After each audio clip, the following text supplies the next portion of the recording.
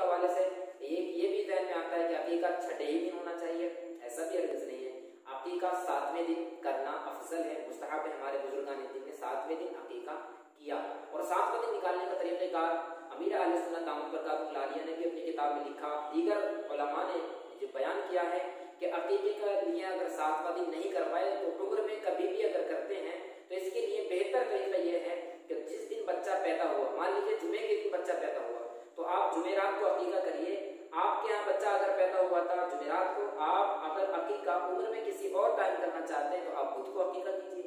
अब बुध को पैदा हुआ तो मंगल को कीजिए, यूं ही एक दिन घटा करके कीजिए। तो इसमें बुजुर्गान दिन फरमाते हैं, बयान किया जाता है और ये है भी कि आप जिंदगी का जब जोड़ेंगे तो उसका वो 7वां ही दिन निकलेगा। तो ये तरीक़ेकार है। इसके अलावा बहुत से अच्छे मसाइल, जरूरी मसाइल होते हैं। इसके ताल्लुक से एक छोटी सी किताब है अकीके के बारे में, सवाल जवाब, हिंदी में, इंग्लिश में, उर्दू में, किसी भी जबान में उसको डाउनलोड कीजिए, पढ़िए। आज टेक्नोलॉजी का दौर है, तरक्की याफ्ता दौर है। अगर यूं तरक्की याफ्ता दौर में होते हुए खाली हम ये बात करें तरक्की का दौर है और हमें जरूरी मसाइल याद ना हो, कितनी अजीब और गरीब बात होगी।